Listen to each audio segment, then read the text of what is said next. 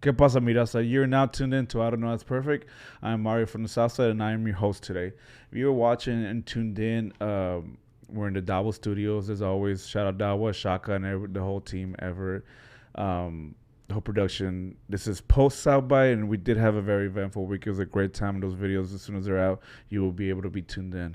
Today, we have a special episode because as we may everybody I feel like everybody feels a certain type of way about this, but today's day and age I feel like we're in a weird era. We were just talking about how the only way people feel like they can get some sort of like fame or fortune is by hopping in front of a camera and either acting a fool or doing something crazy that'll get some sort of attention, likes, retweets, whatever you can call it. And sometimes it kind of gets lost in transition where uh, we just kind of lose a sense of originality and just kind of focus on what's going on right in front of there. That a lot of times we kind of forget and don't really take the time to acknowledge the hard work and the people that go and put in the hard work on behind the scenes. A lot of times it could be those people that mention the right names at the right places, curate the events that gather the right attention, just play the right parts and the right roles that kind of need to happen for those faces that are shown in front of the camera to get where they need to get. In Austin, we have somebody like that who you can mention his name to anybody in the scene who is doing something in the scene, and it's gonna ring a bell.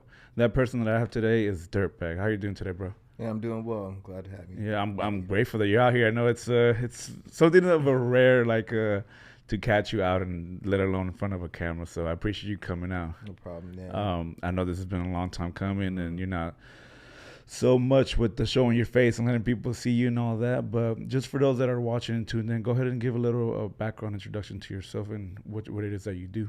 Okay. Well, I'm Dirtbag. You can call me Trey. I think Trey's nickname might as well. But I'm an event curator. I've been doing Dirtbag Live since 2011. Talent buyer. I help artists behind the scenes. I just sit there and do what I sit there and can for the community and the hip hop community as well. Uh, so I was born here in Austin, Texas. Yeah, a very humble introduction. I feel like because I feel like at this point, like I mentioned, your name holds a lot of weight in the city. Like you can mention to a lot of people from very starting up and coming underground to established artists, and everybody's gonna have nothing but good things to say about you. And that's kind of more so how I was introduced to you because when I first heard about you, this was probably like 2013, 14, and Keith Corona had pointed you out to me. We were at a show, I don't even remember, but he was like, Keith, "Oh, my that's dog. yeah." That was like that's Dirt. He was like, "But don't stare at him because he doesn't like knowing who he is." So ever since then, like that was the first time your name was mentioned, and as more as time went by, and I got more so into the music scene in Austin, your name kept getting brought up. You have the AJ Braves, Jedi, so on and so forth. Dope Man, like a lot of people that respect you, and you have played a role in what they do. And I feel like it's important to kind of acknowledge and point out all the roles that you've played because you may call yourself a talent buyer or whatnot, but I feel like it's a lot more than that. Where did your I guess not need, but your journey as far as into introducing artists into the scene start off for you? Well, it started off for me. I would sit there and say probably like 2009. I was just going to events. Score was doing their things. I was going to their shows, just having a good time. So I had me and there's some other friends that would come with me, and we would just sit there and hang out and see it. Mm-hmm. And then, my mom had died in 2009 as well. So I think that took a effect on me to want to find more people with my last name. So I did, and I found certain artists like Keely. Okay. His name's Quentin Trey 600. He does. Yeah. He does a lot of the blogging out there in the media. That Yeah. You sit there and see him. So before he was doing that, he was an artist himself. Oh, And okay. me and him were trying to stay connected. Good guy. I met him, and we just clicked. So he was doing his shows, doing his music, doing his Mhm. R&B. He was singing at the time. So, one day he'd sit there and ask me, he's like, "Bro, I want you to be my manager." Yeah. I was just like, so if somebody sit there and actually take their career like that to the heart and look at me and be like, Yeah. "I want you to manage my life," I felt something So like huge that. responsibility. Yeah, he was responsible, something like that for sure. So, I really take that as like loyalty, like love. I feel Yeah. like that. It's more than just like me as I'm managing you as an artist. Yeah. When that sit there and happened, we had just start the whole like collective called Dirtbag Life, Dirtbags. Okay. So there was a bunch of us at a time. A few of his friends, a few different artists. Cutter Music was part of that. Okay. Yeah. At one moment. So we had just went around and started doing events. The show, I think my first show that we ever had was at Stomping Grounds. It's not there no more. It used to be. It's right across from Red Rose. Oh, okay, okay, It's yeah. called something else right now. But like Ginger Thompson, she gave me my first opportunity to Really? do an event there. How did that first event go for you in comparison to how they go for you now? You know? Well, you think about the first one, it's like I didn't know anything. Like I've Yeah. never thrown a show before. You Hmm. know, I've never rapped before. I've never sang songs before. I just put it in perspective. Like if I was a singer or rapper, what would I want it to look like? Okay, you What got to would I put want it to yourself in be? their shoes. Yeah, kind of Okay. like that. If I did that, like how would I want this? How would I want that? You Hmm. know, for the first show, it went cool. We had like a little like audio board. We had to like rent some speakers because the ones they had there wasn't that good. Okay. I think I had maybe like 4 or 5 artists on the bill. There's a guy named Noah Swords, which is Noah Romero, which is his real name at that point. He was part of us. He was a cool dude. So we just sit there and just do an event there, and it was cool. You know, this place is not that big, so maybe Yeah. like 50 people came out. Okay, it was a good turnout then. So Yeah, for but considering it was the first definitely one. is it's inspiring for me and the artist because I wanted to sit there and see if I could do it myself. Yeah, yeah, yeah. You know, that was the first time I was ever sitting there and being able to do it. Kind of reassured you. You're like, okay, like this is a good thing, you know. Yeah. So because that time, like, it was hard to get on events. You know, Yeah. it's still hard today. Like, you get on Yeah. events, but especially 2011, sitting there trying to sit there and throw shows like. As an artist where everybody's trying to do their own thing. And all Yeah, that because I was like in the kinda midst of the weird. blog era, and everybody was trying to make music and drop their own version of what we have now, I guess. So Yeah, I everybody's kinda- trying to make it. So it was everybody's really trying to hear like, hey, I want to get on a show. And like, nah. So I was like, Yeah. all right, create my own. I guess one thing I want to say is that when I got in this, I just wanted to be a manager. Okay. I know I started out like I'm a talent buyer, event creator right now. Because that's what I am. But when I started out, that's all I want to do is just manage. Help them take their careers, their life, and get to a certain point where they're not like have to depend on me. Yeah. That's a lot of pretty much where life is about, or being an artist. For sure, So on. yeah. You have a manager, like get your manager. He helps you with whatever you need, sitting help with. But one day, like you're big enough where you're not gonna sit there and need me, and I can go off into the sun. Yeah, You know? yeah. So I guess at what point did it pique your interest to like not only go from managing artists to being able to curate the showcases where you get to pick and buy the talent essentially? Like I said, it was so hard for these artists to get on Yeah. the event. So, after I got done with that show at Stomping Grounds with Ginger Thompson, she also worked at a venue called Club 606. Okay. So with Club 606, she was able to like, here's a room, here's time, and you can just book your show from there. And it was a little damn. different than Stomping Grounds. Yeah. Backstory about Club 606 we'll get into is Club 606 is Empire now.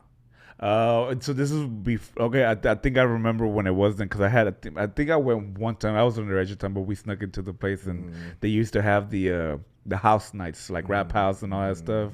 So I remember the spot. This was before like it went through the huge change. Yeah, it's Club 606 and it had lipstick. Yeah. It's a cool spot. It had a completely different owner. It didn't look anything like it looks today. Mm-hmm. So it was definitely different. No damn. So yeah, we did. Anytime I wanted to do, and especially in that time, like I was doing local events or any events I was doing, it was doing well. So they were just happy for somebody to come. They're throwing events, and I think like the community was too. To see somebody for else sure. There throwing events or trying, someone that sits there and looks like everyone else. Yeah, Trying to throw exactly. events. Because looking back, I'm not sure. Like other than, I guess, was there many other groups that were putting together? Yeah, Score More. Then you had AMX too, right? They were doing they were doing like the open mic, I believe, is what they had. Yeah. But other than that, not a lot of people that were actually doing like. There wasn't a lot. You would have people that would come and go, or of course, you have to Try it out. Promoters that got a bag and they just bring somebody down and then they're gone in a month, which is fine. You have a lot of people that came from like the other cities to sit there and do that and try to create shows. But I was able to sit there and do it here in Austin, San Antonio, Houston, Dallas. I even did a show in Chicago. Oh wow! So it's got into it got. At what point did it get to where like okay, like we have a lot of traction going now? Before you start spreading out to other cities. Like at what point were you like, oh shit, like we're on to something, like we're steady moving, we're throwing back to back or anything like that? At what point did you feel that was what happening? I guess the moment of realization. Yeah, you know what? I think there was a point in like 2013. It was like things weren't going. Maybe it was 2012. And it was like I was doing a lot of events and like things just weren't really going well. So I took some time and like try to realize like, all right, what am I really doing this for? And then I came back and just never looked back after that. Everything was a good place. Just started throwing more things that I felt like people wanted and I wanted. Yeah. Instead of just creating everything, like I just took a little bit more time with it. Found some artists that wanted to come down here and they were hungry, and then you just worked on like the scene here, the artists that wanted to build, or there was any type of videos or anything they wanted to sit there and do, I'd help out with that also. Okay. How did you go about, like, whenever you were looking for new artists that you wanted to either bring out or invest into the shows? How did you go about picking them for, like, not because obviously you're not curating just for yourself, but like you say, you're curating for the people that attend and the artists. When it comes to like the artists, how I was doing with local artists, like if you got if we've got some type of connection, like I feel like you need to be put on a platform where other people can see you. Yeah. And if I have some type of platform where it can help you out, that'd be great. But when it comes to that, it's just like, people that, I just connected with. Like sometimes it takes people a long time to meet me. Yeah. I'm not necessarily a person to be like, you might be cool, but then I just kind of be doing my own thing. Yeah. So I would sit there and say like how I still met Ghost. There was this one point where I was managing this artist named Blues out of San Antonio, and Ghost and Ghoul was his producer. And me and Ghost, to have a real good connection. Me and him got his birthday is a couple days like after mine, so we're both Cancer, so like we kind of click on that. And he's just been a good dude for the whole time. We've done a lot of things together. He's got his music on some TV shows, good production, on a couple big name artists out there. He's also Team Sesh. So with him, it's just kind of like his music is dope. Yeah. And then I'm real big on loyalty. And then like I'm gonna give you my love if I'm working with you, spending my time and everything. Yeah. So I can't really sit there and say like I'm out here just looking through like I want to manage you one day. It just kind of just clicks. If it happens, it happens. Yeah, it's kind of like how Q-Lee was at, and like a lot of these artists that I have like worked with or have touched, like one point in time they're like, hey, can you manage me? And it's either like, I can't manage you, but I can help you. Yeah. Or you'll still try to do something to help them out. And I still do that because right now the only person that I'm managing is Ghost and Ghoul. Yeah. It's just like, and people ask me today, and it's like, I can't necessarily manage you, but send me your music, send me your stuff, and like we'll find something. Help you. But it doesn't. I still get stuff about, hey, I need you to manage me like all the time. Yeah. But when it really comes down to it, not a lot of them really came to me with like a product. They've been like, hey, they just expect you to kind of flip everything for them. Not say flip everything with you, just like if you're trying to do something, you need to have a presentation. Yeah. Like, if you want something, like what are you presenting? You can't just come to me and be like, I want to make $100,000. What's your plan to make $100,000? The business plan or something. There's got to be something. Or like tell me something to get that. No, and I get that. And that makes sense because that's like you said, it's a huge role being a manager and taking care of somebody's craft. But the other half of it has to be the artist to have something to present and play the other part. It's a lot more than especially in hip hop and rap music. They've made it these days where it's more about what you're bringing to the table than what you sound like or how your music is. Yeah. Like you can have like, if you got an undeniable song, okay, all right, somebody's gonna sit there and catch that and pick it up. Yeah. But how often does that happen these days? Like they want you to be like, well, you need to have $100,000 followers on IG, $100,000 followers on this, and then we'll look at it. Yeah, but at that point, it's like you're already like you're looking for easy game at that point. I mean, that's what the labels are looking for. Yeah. They don't want you to be smart. No, yeah. They're not out here be like, oh, he's smart, let's bring him in. They're gonna be like, no, they that's how they're making money. Yeah. That's how the whole business works. They're gonna sit there and take it like, yeah, you might have 100,000 followers, this and this, but what if you don't know anything to do with it? Yeah. What if you don't know how to copyright anything? What if you don't know how to put your music where it needs to be? Like, they're just like, there's so many artists out here that just want to make music. Yeah. If they didn't, they wouldn't even need a manager, because it's necessarily not that hard till you get to the point where it's like, all right, I've got all these bookings, all this and this. Like, I need somebody to manage my life. It's like the business side of it more so. Yeah, and everybody needs to learn that. Learn your craft, whatever you're doing. Like, you gotta learn the aspects of it. Like, it's just. Yeah, if only they were that easy. Yeah, because I feel like similarly in a way, like once like with the podcast, for example, like I've always like thought the same. Like I wish I could just sit down and record everybody, but then like when you reach a point where it's like, okay, now you start getting some traction, and then you start getting some money involved. You get the marketing and reaching out outside of Austin. It's like it gets into a whole other scheme that like you can't just do it by yourself. You have to have some knowledge of what to do right and not get screwed over. But it takes a team at that point, I feel like. Yeah, when you get to that point, you'll know when you get to that point. Yeah. But I just feel like when you're starting out, like, yeah, okay, there's a bunch of shortcuts you can sit there and take, but still learn about your craft. Yeah. Learn as much about it as you can. Learn everything about it. That's what life's about. Just try to learn as much as you can. And everything that you get into. Do you feel like at this point, I know you said you're only managing one person right now. Is it hard to balance the two between the event curating and managing? Not now. Has it ever gotten to the point where it was? In the beginning, it is because, like, you want to make your artist happy. Yeah. And at that point, like, in the beginning, sit there for them to hone their craft, getting better, perform as much as they sit there and can is important. Yeah. The voice, what it sit there and sounds like in front of people, this and this, like, what are you going to do on stage? Like you're trying to perfect it. Yeah. So it was important. So now it's just like, it's just walking the park. It's like anything else. Like, once you have repetition or something, like, you're going to get it. Practice over and over again. Second nature. Yeah, it's going to be second nature. So it's not difficult now. That's just more of, like, the want. Yeah. I want to sit there and, like, manage more artists, and, like, it just needs to be more onto the table. That's why I prefer, like, I manage Ghost. We've been in this relationship, for a minute now. I will help. Yeah. You kind of know how to maneuver and just what the right decisions to make in the situation. Right. I've been, like I said, I've been doing this since 2011, and there was a point where I had to sit there and figure it out myself. Yeah. As a manager, event curator, whatever.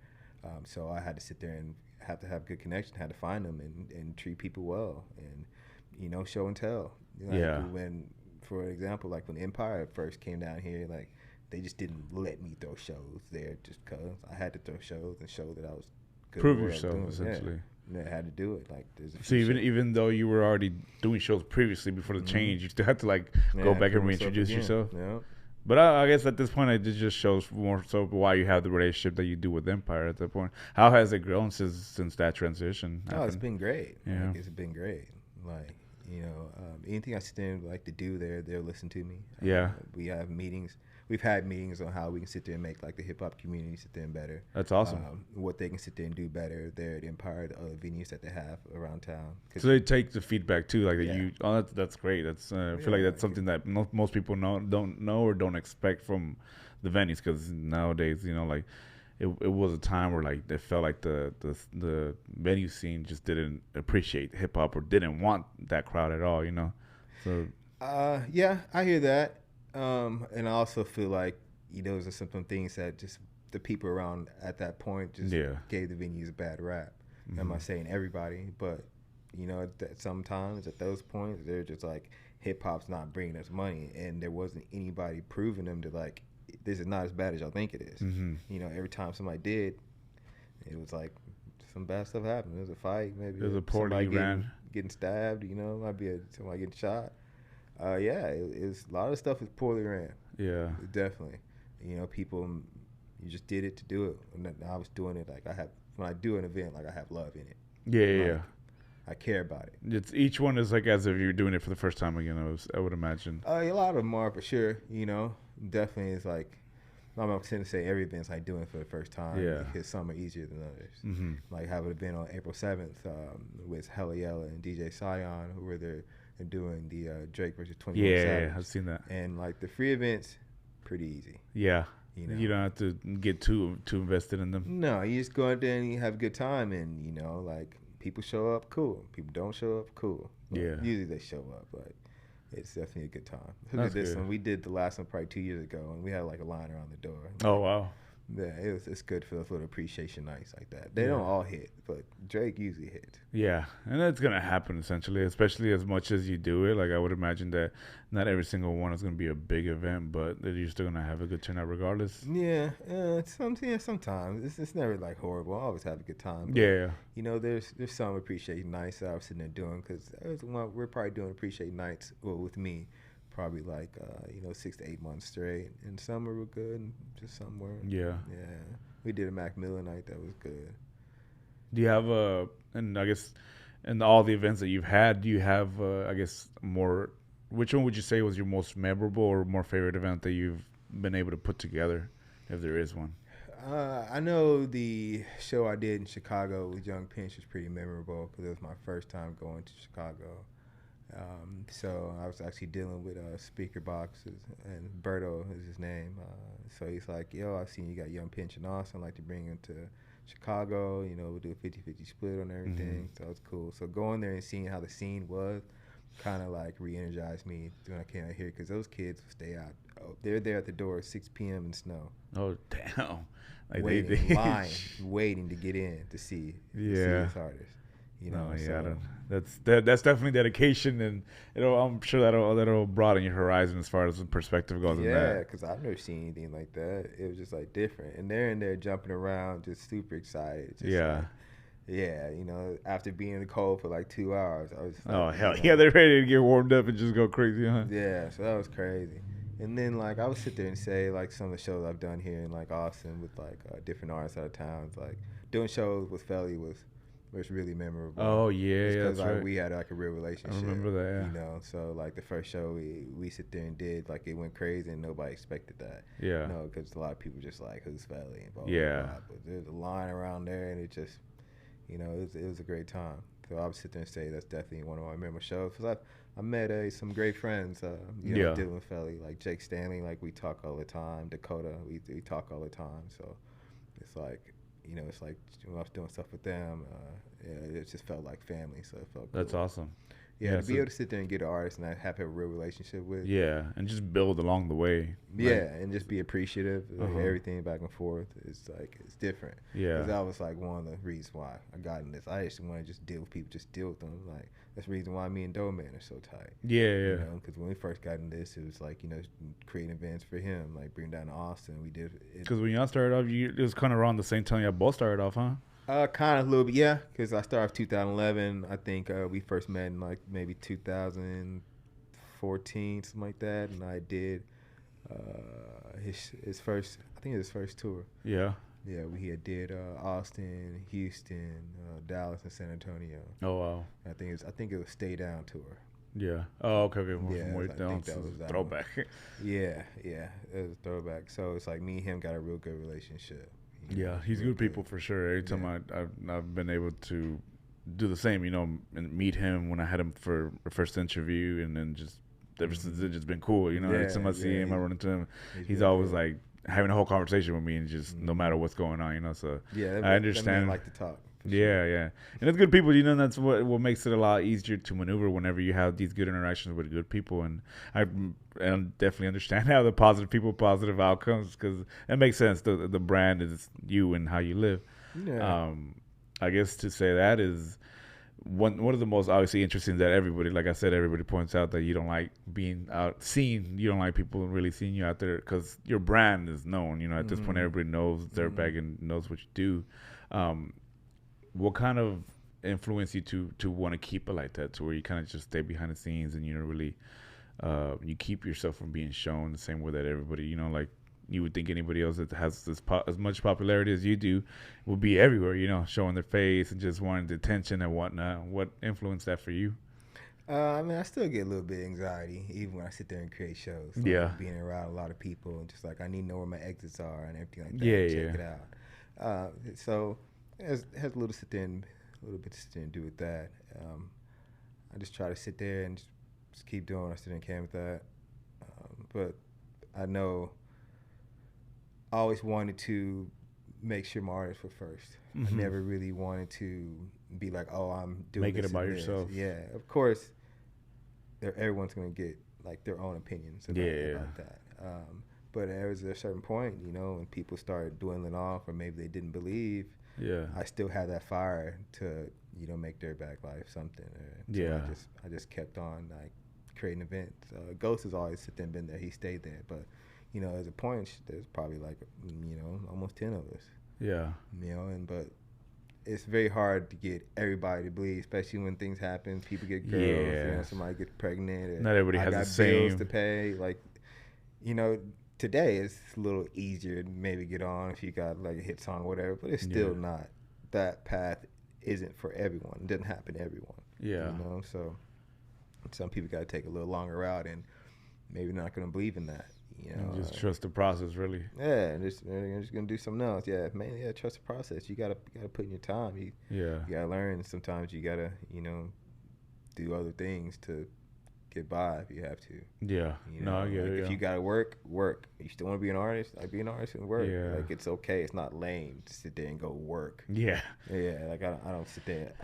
It's I so know. strange, Yeah, like the deaths that people go with just explaining how having a job is not like not it, or it's like how it's a normal thing anybody does, So yeah. If you need to make money, go make money. Like, yeah, yeah. I mean, I understand you're a rapper and you're hot and all this. I get it, but hey, man, like them bills gonna keep coming. you still have to do what you got to do. Yeah, I don't judge anything. Like, Yeah. I don't look down on anybody for anything to sit there and do. Like, you're a person, you go through your life the way you want to go through, you're gonna figure it out. Mm. But yeah, go work, man. Just put in the work and do the work. Mm. Have you ever ran into a situation like, as long as you've been doing it now, throwing events and putting stuff together, have you ever like ran into a situation in which like because you know how like the music scene constantly changes every so often, like we were talking earlier, like right now it's in a weird space where it's kind of like on the repetitive loop where you Right. kind of hear the same thing over and over. Right. Have you ever had anything like that where you noticed that affected the events that you were throwing, where you kind of had to like re-strategize the way you were doing things? I think there's a point where I maybe been doing too many. Yeah. I was just throwing an event, just Back to back. Yeah, just putting a name on it. Just putting people on because they want to perform. I think that had affected it for sure. And of course, like when COVID came in. Oh that yeah. That changed everything. everything. Yeah, it changed everything. Because if you look at stuff before COVID and now, it's like it's completely different. Like, I mean, artists are just now like you're starting to see a little bit more and more tours. Yeah. But if you look at the last 2 years, Been besides the big artists, these guys weren't performing. And if they were, they wanted so much. Like their rates probably like tripled. Sheesh. So it definitely makes it a lot harder on the whole industry to just even do some booking or whatever. That's why you see, a lot of way more jam bands and, the music like that coming down here to Austin because, the hip hop world, like a lot of them just like, nah, bro, I can make that at home. Yeah. Which I get it. That makes just sense. like, nah, I'm getting all this for this and this. Like, and be a young boy. When the last time you seen him tour? You never, I don't think you All the ever videos seen are him tour. at home. So it's a lot of people look at that. These artists will look at that even and be like, if it works for him, why can't it work for me? Yeah. And it's just not. That's just not how it is. Yeah, no, it loses. Like I said, it loses the originality because everybody's trying to look at the next person, seeing, like you said, if it's working for them, that they think it's gonna work for them too. But at the end of the day, like everybody has their own path. Everybody should have their own recipe. Right. To be able to. They say comparison is the thief of joy. Yeah, I agree 100%. Yeah, so that's one of the biggest things that I for sure have noticed in the last few years. Like we were talking about too, like South by, like even this year, considering that it was probably the first time it was full-fledged back, it still felt like it was a weird South by, like a, how we say, like a transitional South by, going from like before COVID to COVID and then trying to bring it back. But yeah, hopefully, I thought this was going to be a year that I was like, okay, it's going to be good this year. But I guess South by it's only been 2 years. So maybe next year will be super good. But it all depends on what we're looking at. They can change the whole thing robotic in front of our eyes if they wanted to, So, I mean, there's no telling what it's going to look like. No, considering that you go and you're pretty close to the underground scene and the scene here in Austin, relatively, do you have any favorite picks at the moment, that like honorable mentions that you would like to shout out, that you are really keeping an eye on or just working with closely? No, I don't want to sit and do the name things, but like the people who know that, like I'm in there, they know. They're the ones that you're actually working with. And yeah, stuff like they that. know. They know that I support them, because I'm retweeting their stuff. Yeah, I'm liking their stuff.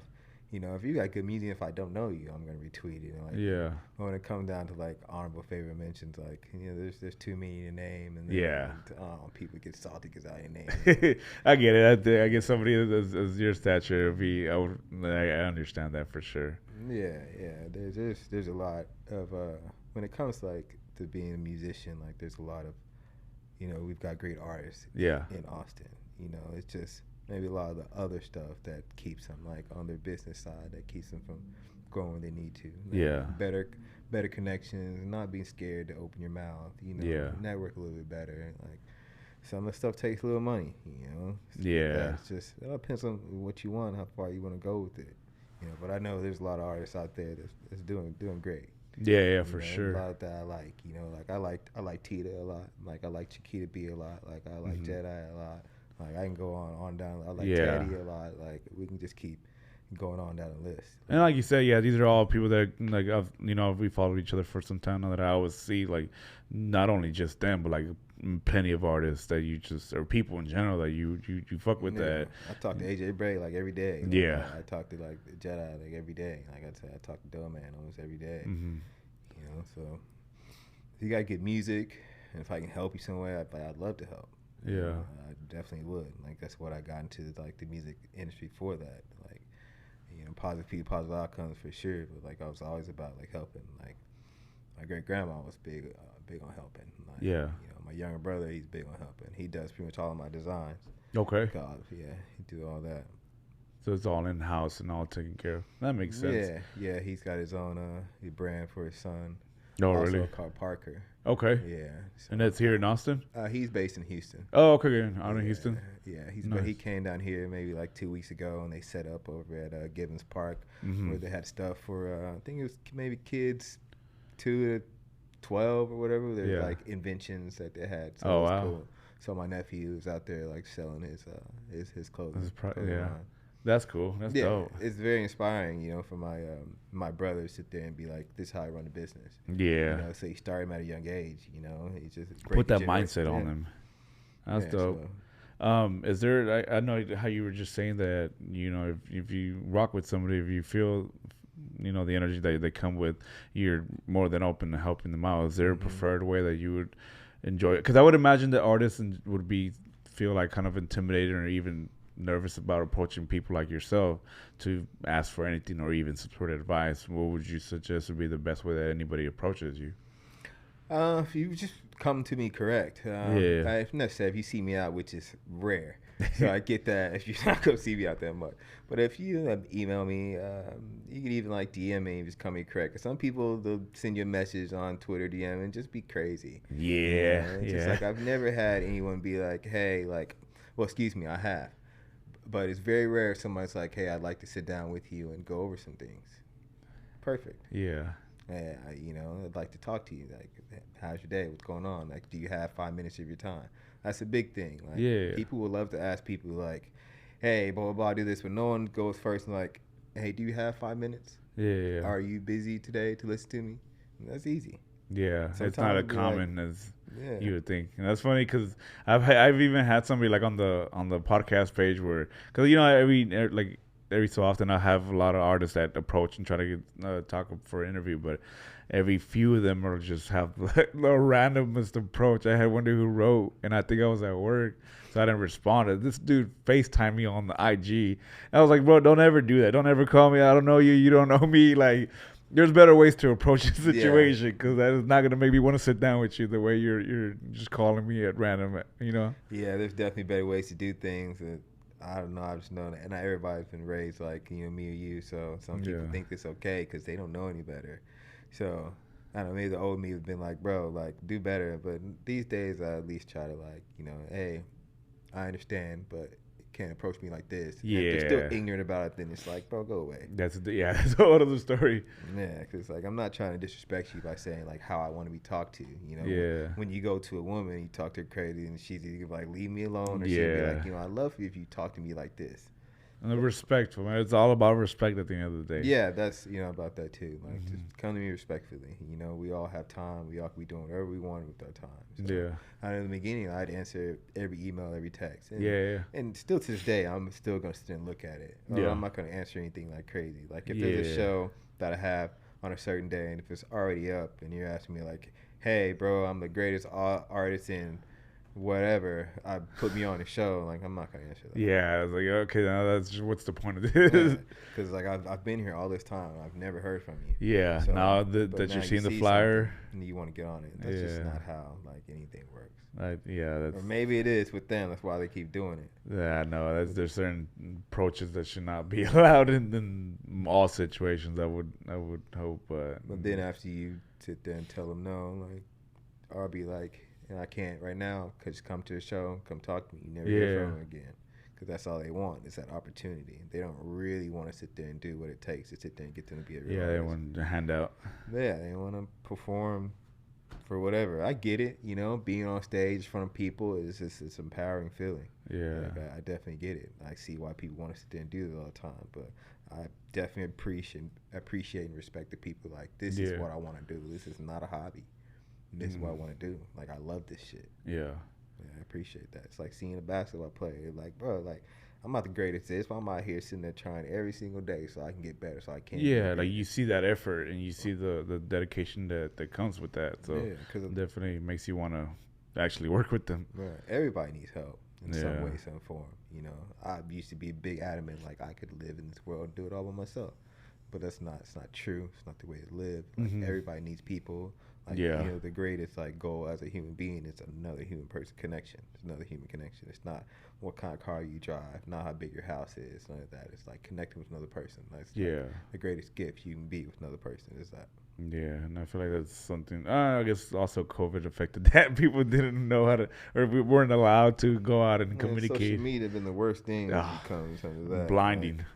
Like, I was a big fan of Net Zero. We're at the point where they did a thing where like, is it you gonna pay for internet or not? Like, I voted for that because I just think it's like not everybody had access to the internet. I don't know. The world might be a better place. To be forced to interact and have to deal with real life people who want to deal with the internet. I understand. They'd be like, "Oh, it's only for rich people." Blah blah blah. But some of the people got internet right now should not have it. Oh yeah, no, it's a whole other. I don't want to open to that because that is a whole other dilemma that I don't even want to deal with. But man, is there? I guess for any up and coming people that are trying to like get into event curating or anything, is there any advice you would give out to them that maybe you wish somebody would give to you when you first got into it? I would sit there and say advice I give after doing this for how long I've been doing it. It's just have a love for it. Yeah. Like, don't stop it. Don't stop curating. Like, if you got something that you think is working, you're gonna hear a lot of no's. But you're gonna get a yes, and if there's not a yes, just keep knocking down doors. Like, I heard a lot of no's.